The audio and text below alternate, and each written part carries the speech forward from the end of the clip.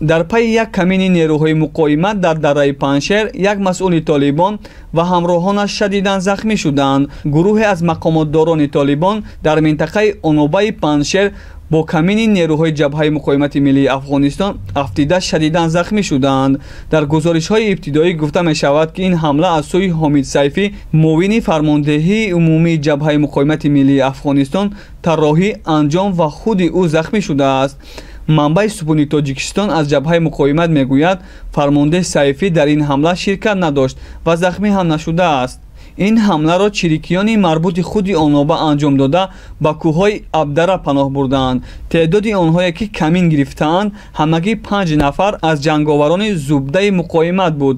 аз ин ба баъд ҳамчунин ҳамлаҳо ба масъулини Толибон дар саросари Паншер ва хориҷ аз он анҷом хоҳад шуд, гуфт манба.